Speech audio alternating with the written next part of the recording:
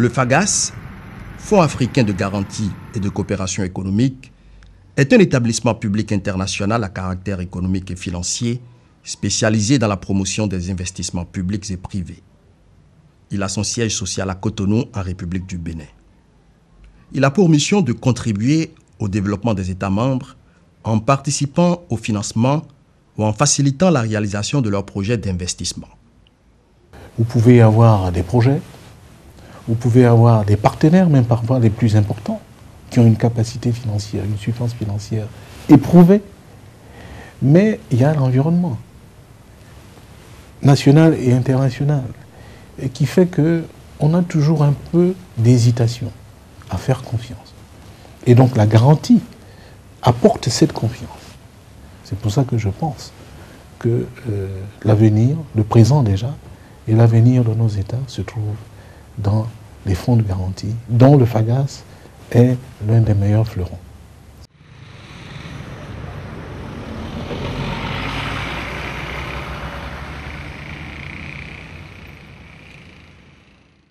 Sans le FAGAS, le projet n'était pas possible. Donc le FAGAS est très important, il est important que tous les Africains le comprennent. Et nous souhaitons que beaucoup d'autres États y adhèrent.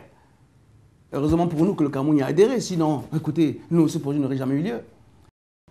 Le principal mode d'intervention du fonds est la garantie, avec un effet de levier important qui a déjà permis d'injecter dans les économies des pays membres des ressources financières s'élevant à plus de 1000 milliards de francs CFA. Le Fonds africain de garantie de coopération économique, notamment le FAGAS, a été créé le 10 février 1977 à Kigali lors de la conférence des chefs d'État de l'OCAM à l'époque.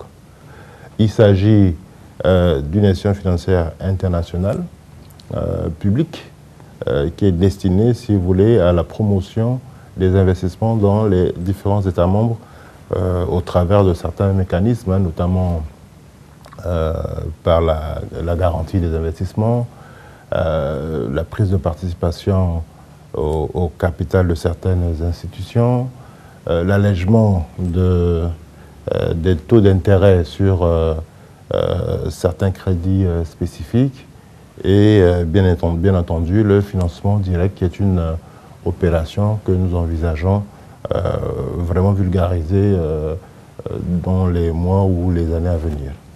Le FAGAS intervient dans les domaines de l'industrie, de l'agriculture, de l'élevage, de l'agro-industrie, des télécommunications, de l'énergie, des transports, du commerce, du tourisme et de l'hôtellerie, des petites et moyennes entreprises de production de biens et services.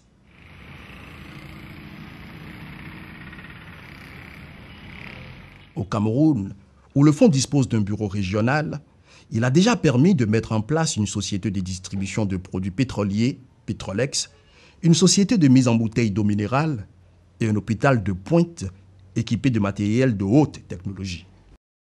Alors, donc, la spécificité de cet hôpital, c'est quoi? C'est un hôpital, d'abord, qui se veut contribuer aux efforts de l'État, qui se veut venir en complémentarité des structures existantes, donc qui se veut développer donc, des spécialités de pointe pour lesquelles les gens continuent à prendre pratiquement, je dirais, chaque jour, l'avion pour aller soit en Inde, soit en Afrique du Sud, pour se faire soigner.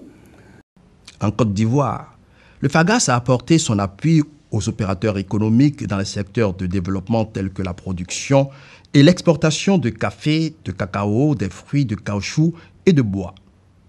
Son intervention a permis aux sociétés de transformation de matières premières de se doter d'équipements pour résoudre les difficultés d'acheminement des productions vers les centres de traitement et de garantir la construction d'usines de traitement et de conditionnement de fèves de cacao. Au Bénin, la société FSG a acquis ses équipements grâce à la garantie du FAGAS, qui lui a également permis de construire son usine de conditionnement de crevettes pour l'exportation. Nous avons comme objectif, bien évidemment, de participer au financement des investissements dans ce pays et surtout au niveau des PME. Pour ce faire, les PME ont toujours des problèmes de garantie à offrir aux banques et nous nous sommes tout naturellement rapprochés du FAGAS, dont c'est le métier depuis de nombreuses années. Et aujourd'hui, nous sommes très heureux de pouvoir coopérer avec cet organisme. Le FAGAS nous a accompagnés dans le financement d'un call center, nous a accompagnés dans le financement d'une société qui fait de la microfinance, nous a également accompagnés pour la construction d'une huilerie. Et actuellement, nous étudions en commun en dossier pour le développement des liaisons par Internet.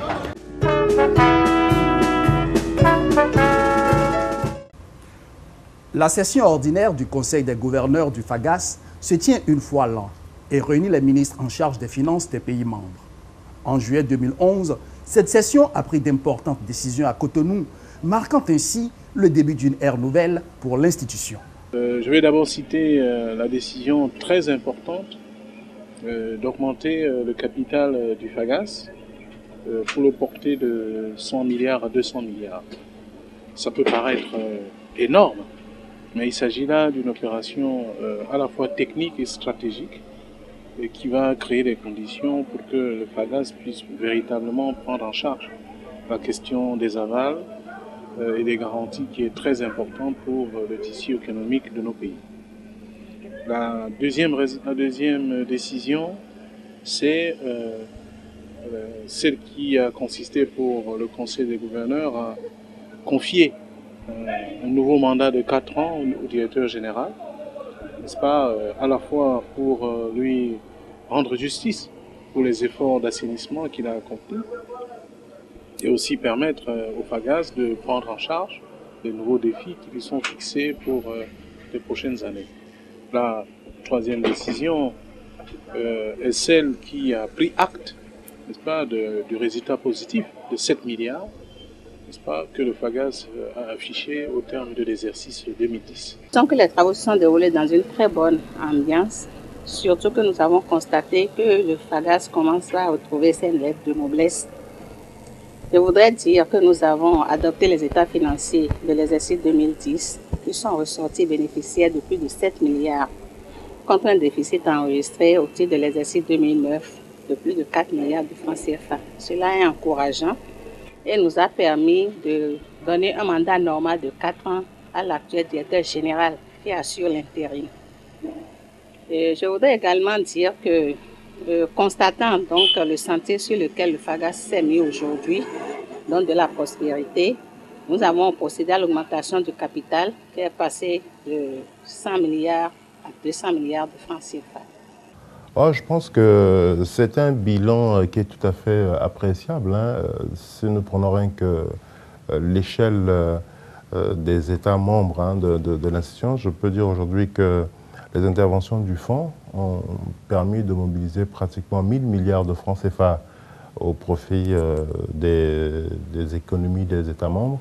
Et nous avons pu aussi, je dirais en termes directs, mobiliser pratiquement 280 milliards de garanties en faveur de ces économies-là. Et d'ailleurs, pour vous dire, l'engagement même des États membres en faveur de cette institution, c'est l'augmentation successive du capital que nous avons connu, parce qu'à la création, nous étions à 5 milliards de francs CFA. Nous avons connu une augmentation qui est passée à 30 milliards de francs CFA. Il y a de cela, je dirais, 4 ans, 4-5 ans, nous étions à 100 milliards de francs CFA. Pour être aujourd'hui porté, si vous voulez, on a pratiquement doublé le capital au mois de juillet dernier à 200 milliards de francs CFA. La CEB, Communauté électrique du Bénin, a été appuyée par le FAGAS dans le cadre du projet d'interconnexion Nord-Togo-Nord-Bénin et des travaux d'extension du poste Tataprama au Togo et de Vedoka au Bénin, dont l'objectif principal est la modernisation du réseau électrique et des postes de transformation. Au Burkina Faso, la Sofitex, Société des fibres et textiles, a bénéficié en 2006 de la garantie du FAGAS pour un emprunt de 15 milliards et demi pour la réalisation d'un programme industriel important sur 2 usines. Sur ce projet, le FAGAS est intervenu pour près de 3 milliards de francs CFA. En 2003, Sénélec, la Société nationale d'électricité du Sénégal a initié un programme d'investissement minimum pour rénover et renforcer son réseau de transport et de distribution.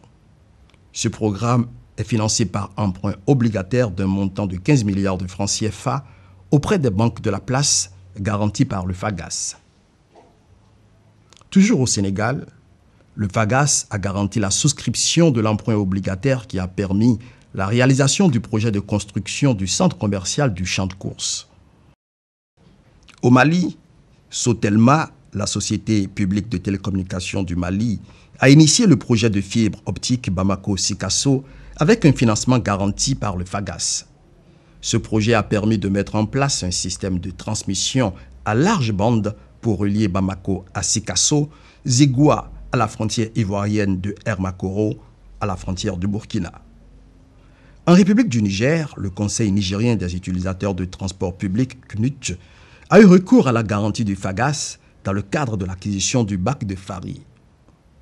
Le bac de Farié a coûté 496 500 000 francs CFA. Le CNUT a bénéficié d'un emprunt auprès de Ecobank Niger pour un montant de 347 500 000 francs, couvert à 60% par la garantie du FAGAS.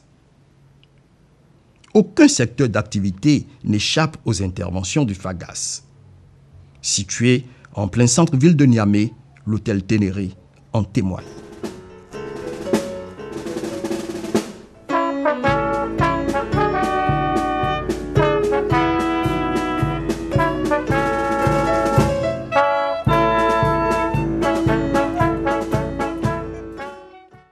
Le FAGAS a pris part à la structuration du marché financier régional en sa qualité d'actionnaire de base de la Bourse régionale des valeurs mobilières. Il a également contribué à la création de structures comme Cori Investissement, la SICIE, Société de commercialisation de l'information d'entreprise, en relation avec la BCEAO et la BOAD, et la Société de promotion du Fonds africain pour le développement des biocarburants, en relation avec la BIDC. Autant d'instruments importants pour le développement des économies africaines.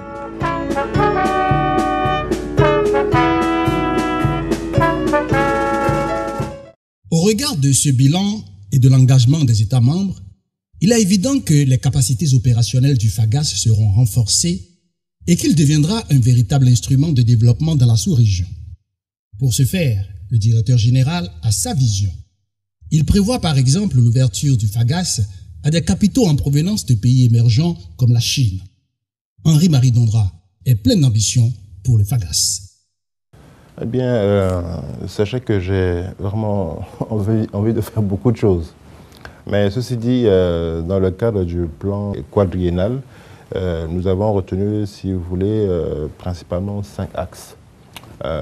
Ces axes, cela tourne déjà autour de la nécessité pour nous de consolider les acquis, de tout ce que nous avons eu à faire depuis notre arrivée à la direction générale de cette institution. Renforcer nos capacités d'intervention, une présence plus accrue dans les États membres afin que ces États-là bénéficient des interventions du fonds, vulgariser l'activité du financement direct parce que c'est prévu par nos textes, mais depuis lors, nous n'avons pas eu à promouvoir cette activité-là. Et enfin, ouvrir l'institution vers les États émergents, notamment l'Inde, le Brésil et la Chine. En tout cas, et à cet effet, nous avons le soutien des autorités béninoises et de certains autres États pour essayer de nous aider afin que nous puissions aller vers ce sens-là et rendre l'activité du FAGAS pérenne. Donc voilà à peu près justement ma vision pour les 4 prochaines années à venir.